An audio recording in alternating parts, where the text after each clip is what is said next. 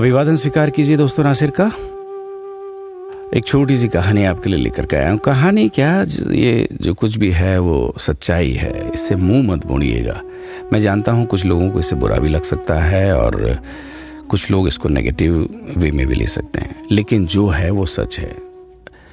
अभी इस बात को सुनने के बाद भले आप लोग इस बात को न माने, लेकिन अकेले में इसको सोचिएगा कि क्या ये सच है। एक बार एक सेठ ने एक शोरूम खोला और एक बुजुर्ग को इनॉग्रेशन के लिए बुलाया। उद्घाटन के बाद जैसा कि होता है कि शोरूम के मालिक ने उन बुजुर्ग की बड़ी इज्जत की। बड़ी इज्जत अफजाई करने के बाद उनको बताया कि देखिए, यहाँ पे 21,000 चीज़ें हैं इस शोरूम में बेचने के लिए। इसमें से आपको जो भी चाहिए, जितनी चाहिए आप ले लीजिए।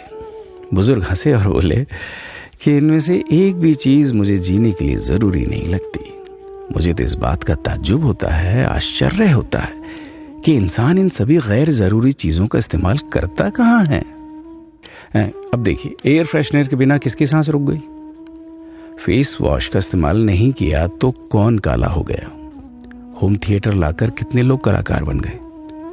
कंडीशनर से किसके बाल मुलायम और काले हुए हैं?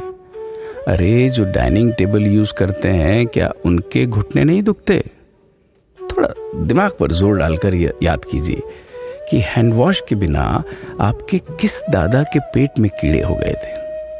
अगर हम डीओ मारकर निकलते हैं तो क्या लोग हमें सूंघने आते हैं? एक्चुअल में तो हम सभी इस प्रकृति को चुनौती दे रहे हैं, वरना बुगला जो होता है वो शैम्पू से नहाता है क्या? मोर अपने रंगों को संवारने या बचाने के लिए कौन सा कंडीशनर या फेस वॉश इस्तेमाल करता है? कभी किसी बिल्ली को मोतियाबिंद होता देखा है? किसी खरगोश के बाल कभी गिरते हुए या सफेद होते हुए देखे हैं? इनहेलर या बाम के बिना भी कुत्ते के सूंघने की क्षमता उतनी ही तेज है। मधुमक्खी का शुगर लेवल बिना दवाई के भी कंट्रोल में ही है।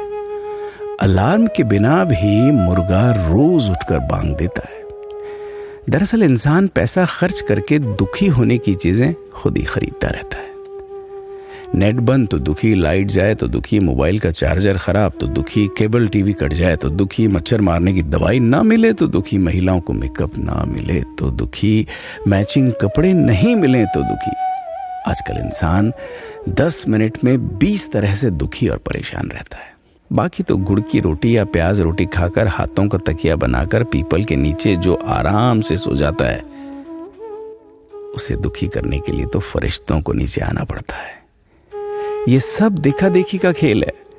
सच तो यह है कि सुखी रहने के लिए बहुत कम खर्चा होता है, लेकिन दूसरों को दिखाने में कि मैं कितना सुखी हूं, इसी में बहुत ज्यादा खर्चा होता है। जैसे जैसे सुविधाएं बढ़ रही हैं, दुखी होने के रास्ते भी खुलते जा रहे हैं। अगर आपको ये सब सच लगता है तो लोगों को जागृत कीजिए और फिजूल खर्च से बचाइए। दोस्तों, खुद सुखी होने के लिए खर्च कीजिए, दूसरों को दिखाने के लिए नहीं। हाँ, लेकिन अपना ख्याल रखिएगा।